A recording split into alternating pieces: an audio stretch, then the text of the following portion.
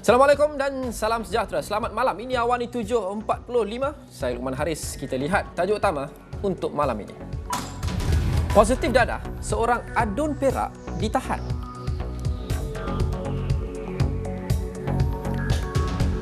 Siasatan fokus isu isytihar harta, JKMR cadang Azam Baki direhatkan sementara. Tidak sesuai kerja menyelamat, KDN akui aset PDRM usang.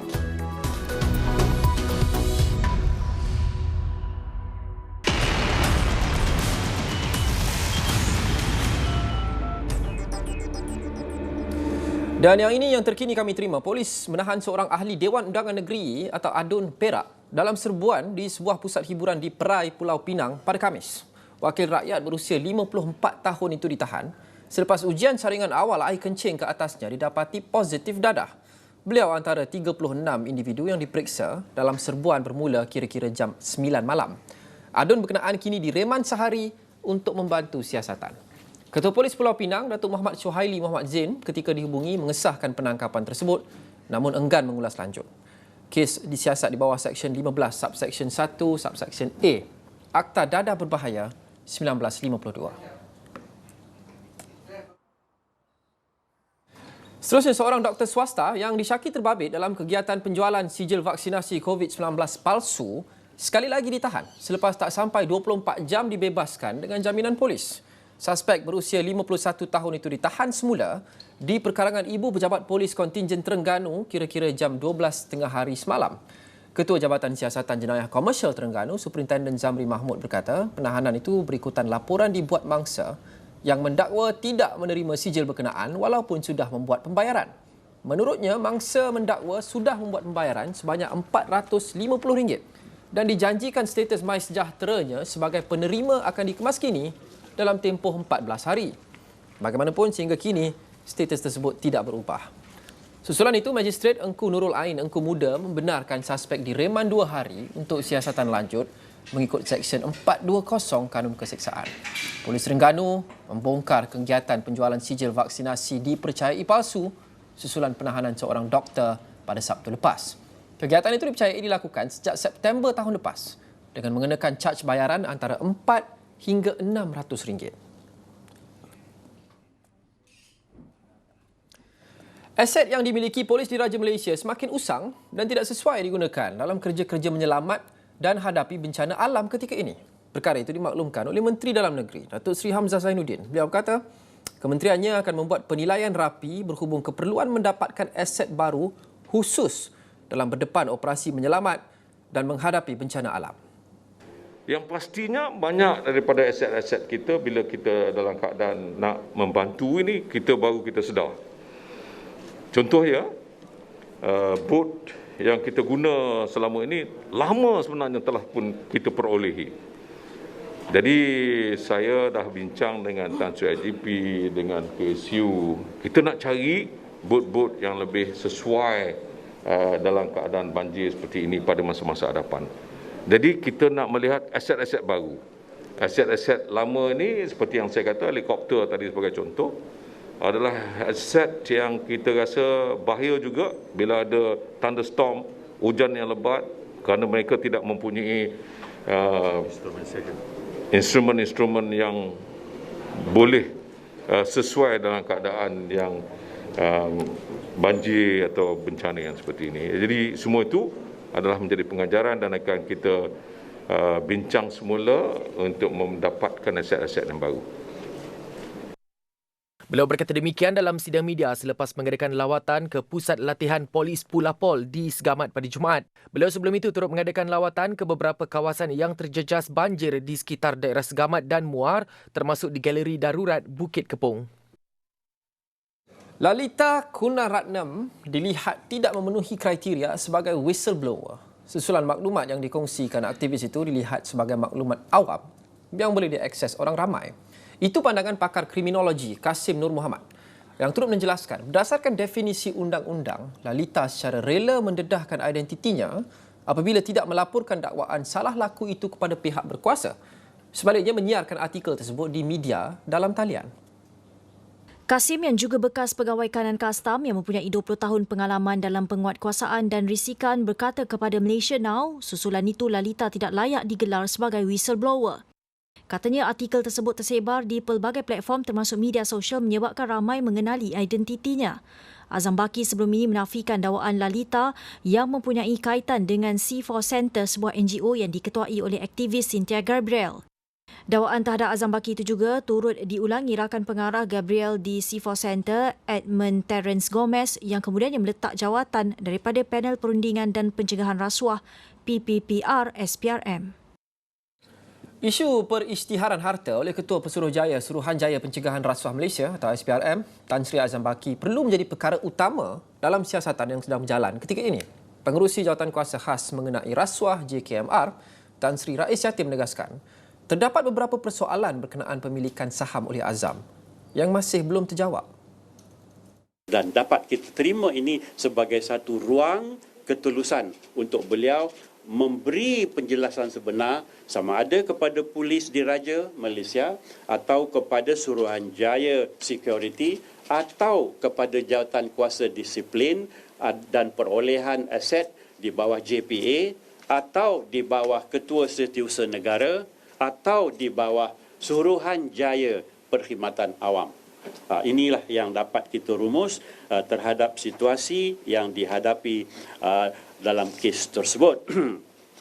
Seterusnya, kita menyatakan secara am bahawa apabila sesuatu perkara berlaku terhadap ketua sesuatu jabatan, ketua itu harus ada lunas dan prosedur untuk disiasat. Dan sekiranya itu ada, maka kita menunggu laporannya. Dalam soal ini, kami akan menunggulah laporan yang dibuat sama ada oleh Suruhanjaya Perkhidmatan Awam atau oleh JPA sendiri atau oleh PDRM ataupun oleh Suruhanjaya Security.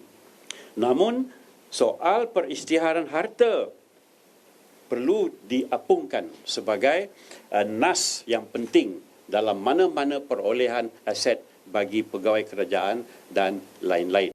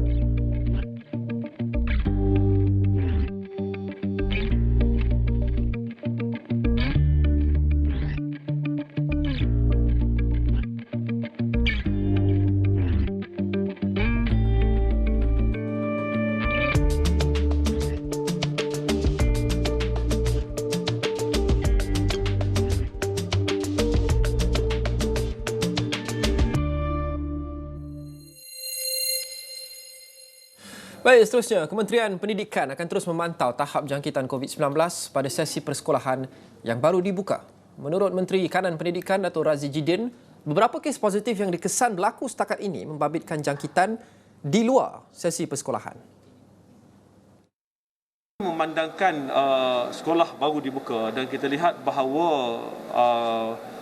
ada jangkitan yang berlaku ini adalah jangkitan yang berlaku di luar sekolah daripada keluarga dan sebagainya. Kita akan terus memantau jangkitan-jangkitan sekiranya ada berlaku jangkitan ataupun kluster-kluster dalam sekolah. Kita akan terus membuat pemantauan dari semasa ke semasa. Pada masa sama, beliau mengingatkan semua pihak untuk sentiasa mematuhi SOP yang ditetapkan bagi menjamin keselamatan pelajar, guru dan semua kaki tangan sekolah.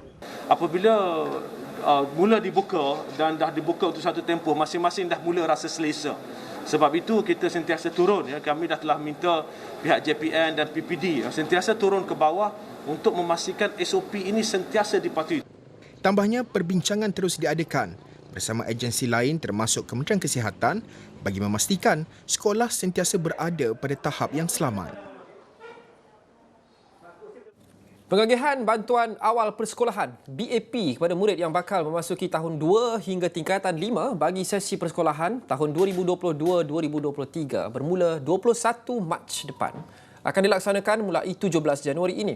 Jelas Kementerian Pendidikan Malaysia, bantuan itu akan memanfaatkan 3 juta penerima dalam kalangan isi rumah yang berpendapatan RM3,000 ke bawah. Dalam satu kenyataan pada Jumaat, KPM memaklumkan bantuan berkenaan akan diberikan kepada murid tahun 1 hingga tingkatan 4 yang sedang dalam sesi persekolahan bagi tahun 2021-2022. Menurut KPM, bagi murid tahun 1 yang akan mula mendaftar masuk sekolah pada 21 Mac depan, pemberian BAP akan dilaksanakan selepas proses pendaftaran selesai. Kerajaan juga bersetuju untuk meningkatkan kadar BAP kepada RM150 untuk seorang murid berbanding RM100 sebelum ini. Pemberian BAP akan dibuat secara tunai atau dikredit ke akaun bank bagi murid yang mempunyai akaun bank. KPM jelasnya yakin pemberian BAP ini akan dapat membantu ibu bapa atau penjaga bagi membuat persiapan awal anak-anak untuk memulakan persekolahan. Ahli Parlimen Kuala Nerus, Datuk Khairuddin Aman Razali digugurkan daripada ahli jawatan kuasa AJK PAS untuk sesi 2021 hingga 2023. Perkara itu disahkan oleh Presiden PAS, Tan Sri Abdul Hadi Awang. Abdul Hadi berkata keputusan tersebut diputuskan dalam mesyuarat yang diadakan di Ibu Pejabat Parti di Kuala Lumpur pada Rabu. Abdul Hadi bagaimanapun enggan mengulas lanjut punca sebenar pemecatan itu. Mestilah ada alasan-alasan lah yang dipegang pada parti, alasan-alasan. Mestilah banyak alasan-alasannya. Mestilah banyak. Dalam parti ada disiplin.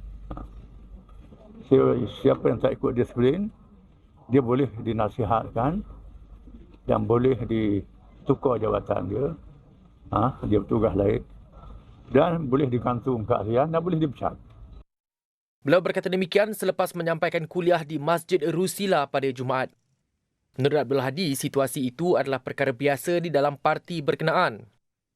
Pada 23 November lalu, Muhammad Khairuddin merupakan antara 3 pemimpin tertinggi PAS yang dilantik sebagai AJK PAS bagi sesi 2021-2023 selepas tewas dalam pemilihan parti di samping Dr. Muhammad Zuhdi Marzuki dan Nik Abdul Aziz. Adakah patut diberikan kebenaran untuk mengeluarkan simpanan air citra? Kami lakukan tinjauan dan dapatannya akan bawakan selepas ini. Selepas jam 8 malam bersama Ehsan Yahya. Jangan ke mana-mana.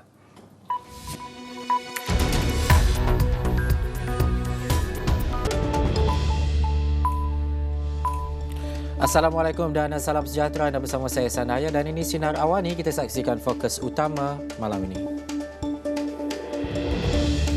Isytihar harta perlu jadi tumpuan utama siasatan terhadap Azam Baki. Seorang adun Perak ditahan positif dadah.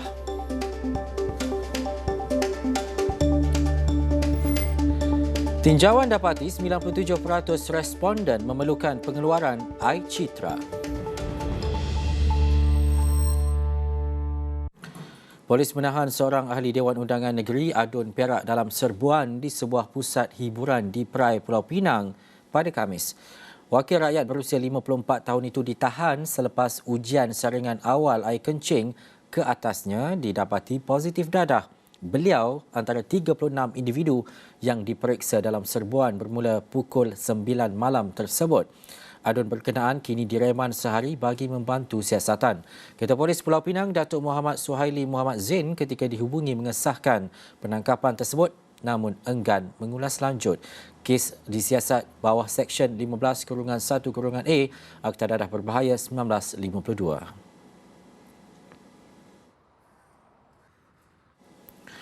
Isu pengisytiharan harta oleh Ketua Pesuruhjaya Suruhanjaya Pencegahan Rasuah Malaysia SPRM, Tan Sri Azam Baki perlu menjadi perkara utama dalam siasatan yang sedang berjalan. Pengerusi Jawatan Kuasa Khas mengenai rasuah JKMR Tan Sri Rais Yatim menegaskan terdapat beberapa persoalan berkenaan pemilikan saham oleh Azam yang belum terjawab. 6 tahun dahulu telah dilakukan hal ini. Pada masa itu adakah perisytiharan dibuat? Sama ada sebagai beneficiary ataupun sebagai milik sendiri. Itu pun tidak dapat jelas dalam suasana yang ada pada hari ini.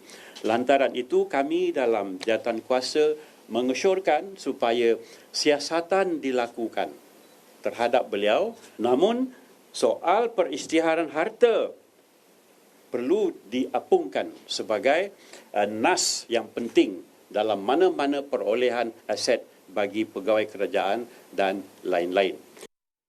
Beliau bercakap pada sidang media jawatankuasa itu di Kompleks Parlimen pada Jumaat. Justru katanya, di bawah Seksyen 14 Akta SPRM 2009, JKMR bertanggungjawab menasihati Perdana Menteri mengenai apa-apa aspek masalah rasuah di Malaysia. Beliau sendiri telah berhubung dengan Datuk Seri Ismail Sabri Yaakob dan akan bertemu untuk memaklumkan pandangan JKMR selain mendapatkan pandangan Perdana Menteri berhubung isu tersebut. Sementara itu, Jawatankuasa Khas mengenai rasuah turut berpandangan Tan Sri Azam Baki wajar direhatkan sementara siasatan dijalankan. Bagaimanapun, pengerusinya Tan Sri Rais Yatim berkata perkara itu diserahkan kepada Suruhanjaya Perkhidmatan Awam untuk membuat sebarang ketetapan. Apabila seseorang pegawai disiasat atas apa-apa kemungkaran atau salah laku, maka pegawai itu biasanya digantung kerja. Tapi dalam hal ini, lantaran banyak pandangan menjurus kepada fakta bahawa ia bukan satu kriminal ataupun satu perbuatan jenayah, tetapi mungkin hanya salah laku ataupun tidak dapat menyempurnakan tugas. Justru terbaik pandangan kami juga ialah beliau mengambil cuti, rehat sebentar dan membiarkan jawatankuasa itu menjalankan tugas. Namun saya suka menambah sedikit, ada juga pihak-pihak yang lebih tinggi sebelum ini yang disiasat tapi tak ada cuti. Ini perlu saya sebut sebab dua pandangan mesti ada di depan kita. Terserahlah kepada Suruhanjaya Perkhidmatan Awam untuk memutuskan nak diberi cuti atau tidak ataupun tanpanya. Tapi harus ambil natijah daripada amalan yang sedang berlaku. Khususnya berhubung dengan beberapa kes profil tinggi. Mereka tidak ambil cuti. Pelbagai persoalan berkenaan pemilikan saham oleh Tan Sri Azam Baki masih belum terjawab. Ini termasuk berkenaan jumlah sebenar saham, tarikh pembelian saham, nama pemilikannya serta perihal transaksi saham dimiliki. Selagi belum dilunaskan sepenuhnya fakta-fakta mengenainya, maka isu membabitkan Azam tidak akan selesai. Bersama dengan Tan Sri Dr. Rais Yatim di Agenda Awani 8.30 malam ini di saluran 501 Astro Awani dan astroawani.com. Kita ke laporan berikutnya. Ketua Hakim Negara Tun Tengku Maimun Tuan Mat menegaskan hakim-hakim tidak boleh dipengaruhi mana-mana pihak termasuk badan eksekutif ketika sedang menghakimi perbicaraan. Beliau berkata, dalam sesuatu prosiding, hakim harus mendengar hujah dan membuat keputusan berdasarkan segala bukti yang dibentangkan di mahkamah sahaja. Tengku Maimun mengambil maklum tentang pendedahan bekas Perdana Menteri Tan Sri Muhyiddin Yassin pada Ogos tahun lepas bahawa ada pihak tertentu menghubungi pengerusi Perikatan Nasional itu untuk mencampuri urusan mahkamah dalam kes berprofil tinggi.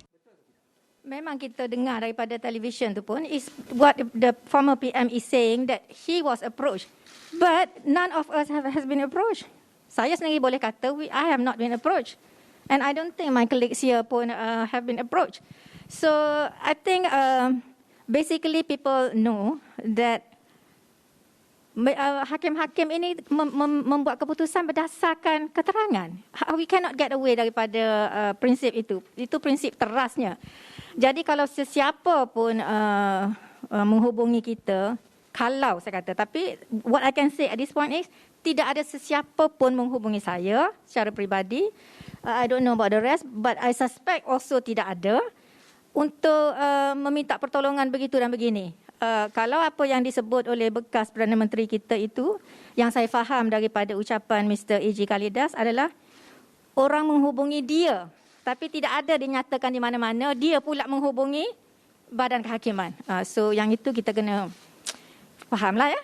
Tengku Maimon berkata demikian ketika diminta mengulas mengenai ucapan Presiden Majlis Peguam AG Kalidas Krishnan sewaktu pembukaan tahunan perundangan 2022 di Putrajaya pada Jumaat tentang pendedahan Muhyiddin mengenai desakan mencampuri urusan mahkamah. Pada Ogos lepas, Muhyiddin dalam sidang media secara langsung berkata, terdapat beberapa pihak yang cuba menangguk di air keruh dan cuba mengambil kesempatan dengan mencetuskan kemelut politik.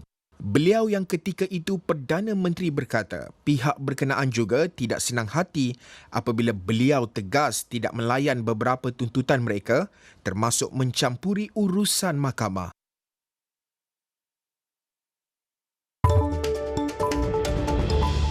Baik, kembali dalam Sinar Awani, sebanyak 97% daripada lebih 21,000 responden memerlukan pengeluaran wang skim iCitra daripada kumpulan wang simpanan pekerja KWSP.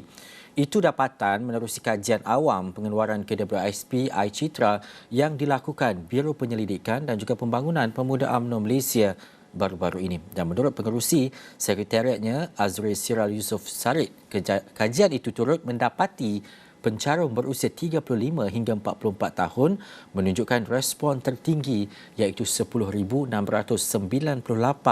bersetuju dengan pengeluaran itu. Dari segi umur, yang saya lihat yang very relevant kepada kajian umur ialah 25 hingga ke 54 tahun. Dan bila kita lihat di tengah sekali 35 ke 44 tahun, ya, sebanyak 10,698 orang yang menjawab soalan, ya. Dan kalau kita tengok 25 ke 34 tahun, ada 5,455 yang menjawab soalan, dan 5,350 ialah 45 ke 54 tahun. Ini bermakna kita cakaplah, maknanya bawah 50 memang memerlukan KWSP. Mengulas lanjut, Azril menjelaskan rata-rata responden bersetuju dengan cadangan terbabit untuk digunakan bagi menampung kelangsungan hidup. Apakah keperluan, ya? Keperluan yang kita nak daripada apa yang itulah yang diorang cadangkan, ya. Maknanya dari segi bebanan hutang, dan kita ada nak bayar buku sekolah, ya. Lepas tu kita ada kelangsungan hidup, kita ada juga yang membeli barang dapur. Yang paling penting sekali bagi saya ialah modal memulakan perniagaan, ya. Dan ada juga yang nak untuk kecemasan. Kadang-kadang kita tak ada duit kecemasan, ya. Anak sakit apa semua ni kita perlukan. Dan juga kos sara hidup. Dapatan itu jelasnya akan diserahkan kepada Perdana Menteri Datuk Seri Ismail Sabri Yaakob, Presiden UMNO dan Ketua Pergerakan Pemuda UMNO untuk dibawa ke peringkat kerajaan. Beliau berkata demikian dalam sidang media di Ibu Pejabat UMNO di Menara Dato' On, Ibu Negara pada Jumaat. Usahawan kecil dan sederhana dinasihat agar melengkapkan diri dengan pengetahuan tentang perniagaan digital bersesuaian dengan resam baharu sejak pandemik COVID-19 melanda 2 tahun lalu. Menurut Ketua Pegawai Eksekutif My Digital Corporation, Fabian Bigar, semua pengetahuan tentang urus niaga dalam dunia digital perlu dikuasai kerana ia memberi manfaat kepada usahawan kecil dan sederhana ketika ini. Selain itu, ia juga selari dengan inisiatif kerajaan dalam pelan tindakan digital dan peningkatan jumlah pengguna digital ekoran pandemik COVID-19. It is also clear that this new trend is going to continue when 98% of the survey participants confirm that they will continue to use the digital platform as it has made their life easier and is part of the new normal. Bagi pengurus industri Google Malaysia, Yao Chuan Eng, sejak pandemik COVID-19 2 tahun lalu, rakyat Malaysia memiliki lebih banyak aplikasi dalam telefon pintar mereka. Chuan Eng menjelaskan perkembangan itu membuktikan bahawa penggunaan digital dalam urusan harian termasuk perniagaan semakin meningkat. Dalam usaha membantu usahawan di negara ini, Chuan Eng memaklumkan Google Malaysia telah menyediakan mahir digital bersama Google yang menyediakan kursus transformasi digital secara percuma. Just go to Google search and Google that, Mahir Digital bersama Google. And you'll find that we are running year-long free classes on all aspects of digital transformation all year long. You will find something over there that fits you. It is a great place to start. Dalam pada itu, pengasas Do by Sarah, Nur Sarah Dinayan memberitahu penggunaan ruang digital terutama Google banyak membantu mengembangkan perniagaannya.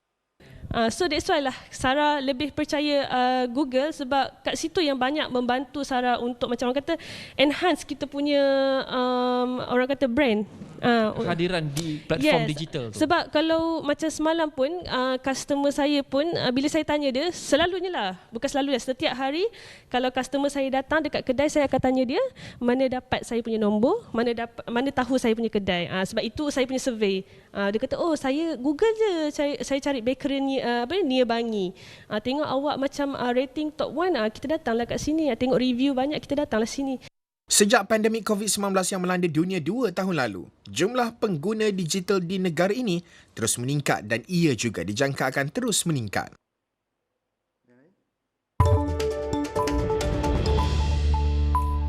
Bersama kembali dalam Sinar Awal ini, konflik antara haiwan dan manusia dilihat menjadi antara punca tercetusnya virus yang memberi ancaman penyakit kepada haiwan liar seperti harimau. Pensyarah kanan Imunologi Veterina Universiti Putra Malaysia UPM, Dr. Farina Mustafa Kamal berkata, selain penerokaan hutan, perubahan iklim juga mempengaruhi mutasi virus penyakit zoologi.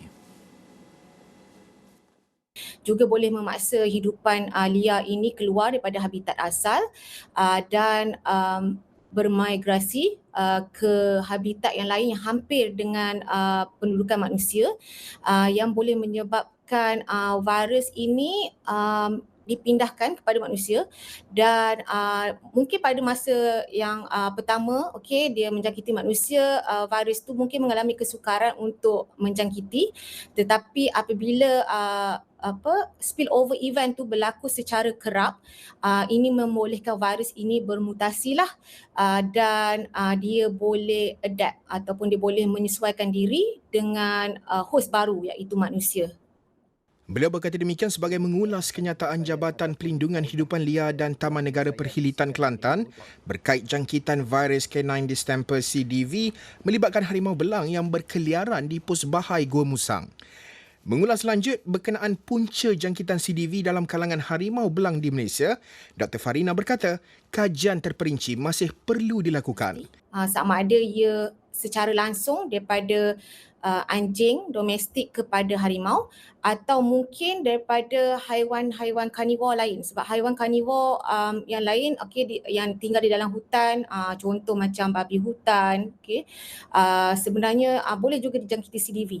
Mungkin reservoir virus ini berpunca daripada haiwan karnivor yang lain, tetapi buat masa ini dalam konteks Malaysia kita belum ada kajian lah mengenai punca virus CDV yang menjangkiti harimau.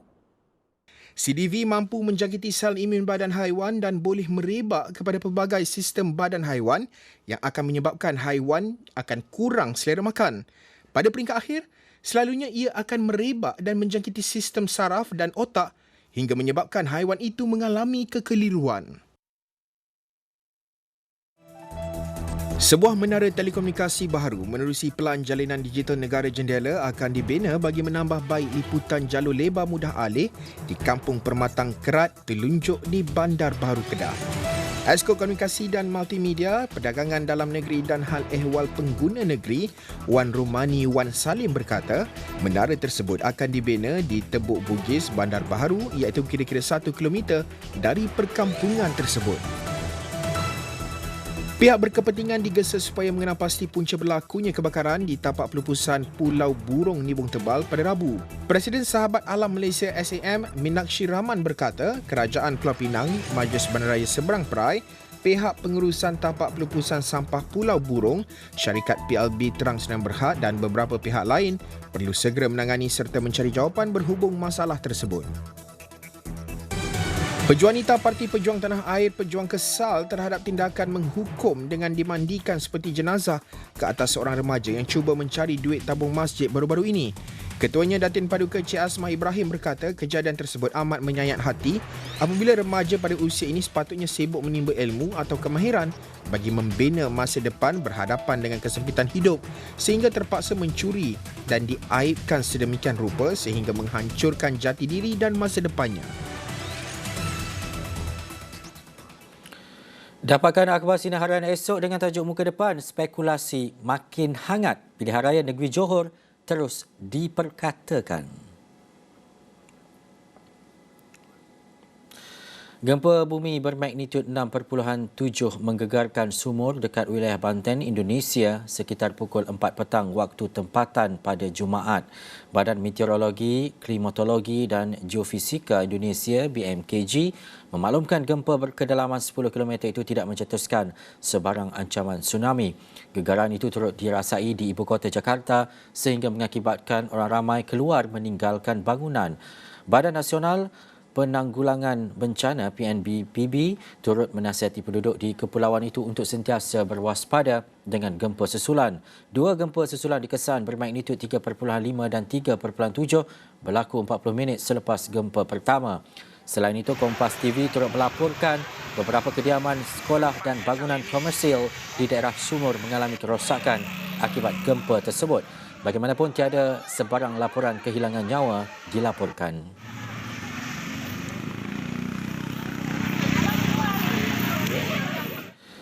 Menteri Imigresen Australia Alex Hawke membatalkan visa pemain tenis nombor 1 dunia Novak Djokovic pada Jumaat. Keputusan itu dibuat 4 hari selepas pembatalan visa pemain Serbia itu ditarik semula oleh Mahkamah Persekutuan Australia. Bagaimanapun, Djokovic masih punya peluang untuk mencabar keputusan itu atau terus keluar meninggalkan Australia di sebalik berdepan cabaran tenis terbuka Australia Isnin ini. Menurut Hawke, keputusan dibuat berdasarkan Seksyen 133C-3 Akta Migrasi atas dasar kesihatan demi kepentingan awam. Malah keputusan dicapai selepas mempertimbang maklumat dibekalkan Jabatan Hal Ehwal Dalam Negeri, Pasukan Sempadan Australia dan Djokovic sendiri. Tambahnya, kerajaan di bawah pimpinan Scott Morrison juga komited dalam melindungi sempadan negara itu, lebih-lebih lagi memastikan Australia bebas daripada COVID-19.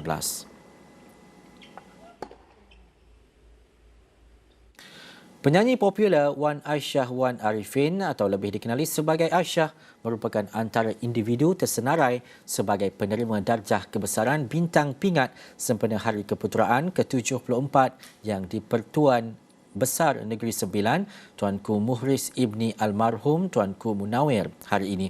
Aisyah menerima darjah Setia Bakti Negeri Sembilan di BNS yang membawa gelaran Datuk.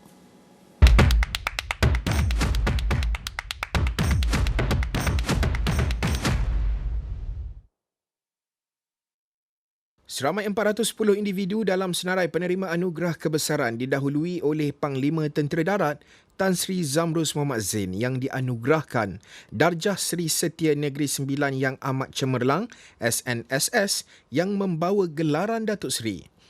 Istiadat pengurniaan darjah kebesaran Negeri Sembilan itu berlangsung di Istana Besar Seri Menanti Kuala Pilah.